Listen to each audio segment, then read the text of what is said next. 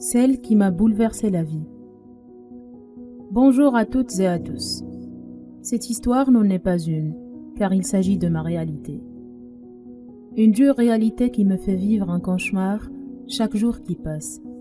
Mais je l'aime chaque jour un peu plus. Au commencement de cette histoire, j'étais avec ma copine depuis plus de 5 ans et nous avions eu un enfant ensemble. Je ne voulais pas d'enfant, pas immédiatement, mais elle, lui. Sans me demander mon avis, elle s'est retrouvée enceinte et m'a prévenue au bout de plus de 2 mois de grossesse.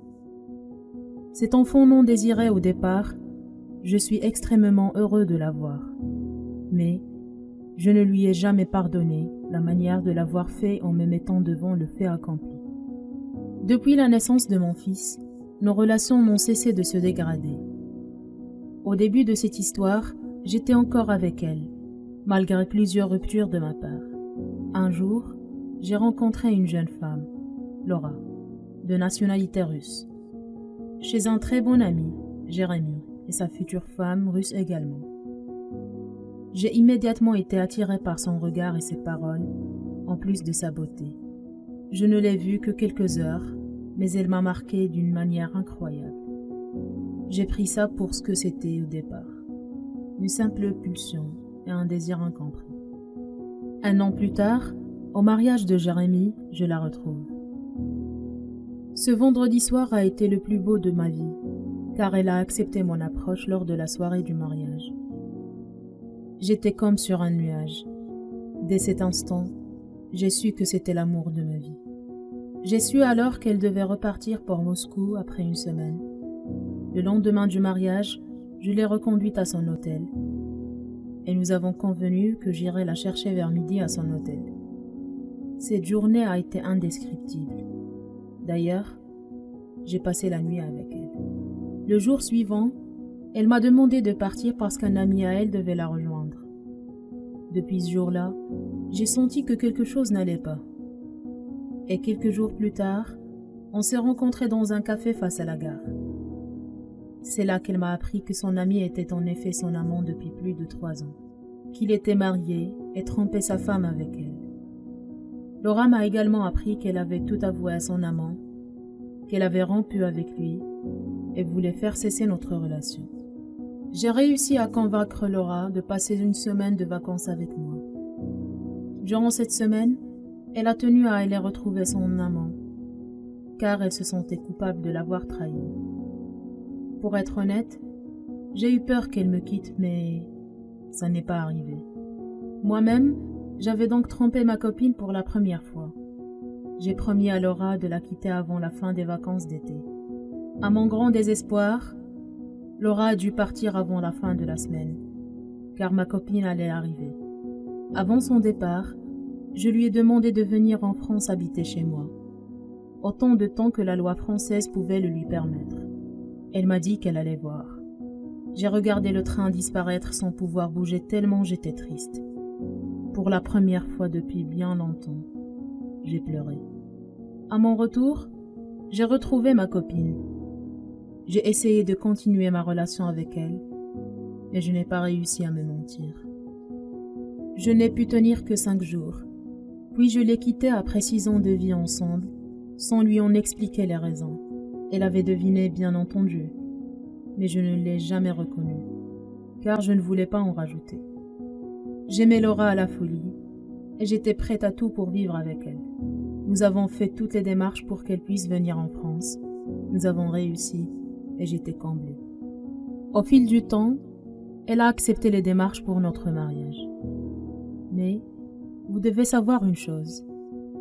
Elle m'a avoué avoir revu son ex-amant plusieurs fois, jusqu'à la veille de son arrivée chez moi. Elle m'a dit que pour elle, c'était l'homme, l'amour de sa vie, et qu'elle lui devait tout. Elle m'a dit qu'elle m'aimait à sa manière également, mais clairement qu'elle lui appartenait et qu'elle l'aimerait toujours. Elle savait qu'ils ne divorceraient jamais et qu'ils ne pourraient jamais vivre ensemble. Cet homme est marié depuis plus de 15 ans et a un enfant. Ce n'était pas tout. Ils échangeaient chaque jour des SMS, des mails, des cartes d'amour et s'appelaient régulièrement au téléphone. J'étais déchirée, effondrée. Malgré ça, j'ai pris la décision de maintenir ma demande en mariage. Ce jour a été le pire de sa vie comme elle me l'a avoué le soir même du mariage. Elle a tenu à mettre en place un contrat de mariage avec séparation de biens. Ne voulait-elle rien me devoir ou ne me faisait-elle pas assez confiance? Clairement, je comptais sur le temps pour qu'un jour elle m'aime. J'espérais toujours que son amant se remette avec sa femme ou que, s'il lançait une procédure de divorce, celle-ci soit la plus longue possible pour que le temps soit de mon côté. En fait, je suis désespérée. Chaque jour qui passe est une souffrance atroce et un bonheur énorme en même temps de l'avoir à mes côtés. J'ai déjà eu quelques échanges de mails avec son amant où il m'a avoué aimer Laura à la folie et qu'il ne cesserait leur relation que lorsqu'elle le voudra. Je l'ai même rencontré une fois un peu par accident à l'aéroport. Laura avait oublié de le prévenir que je l'accompagnais. Je sais que ma femme est dépendante de lui tout comme je suis dépendant d'elle. C'est de l'aveuglement d'un côté comme de l'autre. Je le sais.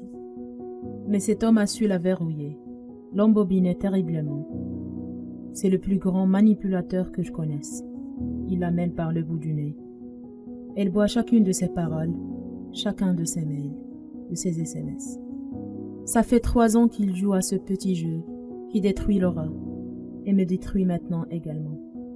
Je la vois pleurer parfois, fondre en larmes, car il lui dit qu'il est triste, qu'il est à bout de force à cause de cette situation, à cause de sa relation avec moi, qu'il déprime.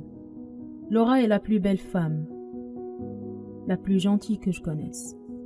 Elle a le cœur sur la main et ne veut faire de mal à personne. Mais c'est trop tard. Le mal est fait et continue de nous ranger tous les deux. Elle me demande ce que je veux de plus. Elle me dit que j'ai tout. La vérité est que je n'ai pas son cœur. Je ne suis pas dans ses pensées comme lui peut l'être. Elle me dit que je suis quelqu'un de très cher pour elle. Elle me dit qu'elle a été heureuse par le passé, mais qu'elle ne le sera plus jamais.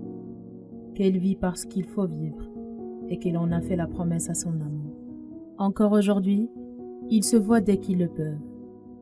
Et je sais que je ne peux pas l'empêcher de le rencontrer ou de lui parler, car elle me quitterait pour retourner en Russie. Même en sachant qu'elle reprendrait sa vie de simple maîtresse d'un homme qui trompe sa femme sans scrupule depuis bientôt 3 ans. Malheureusement pour moi, je n'ai pas le choix et je dois supporter cette situation.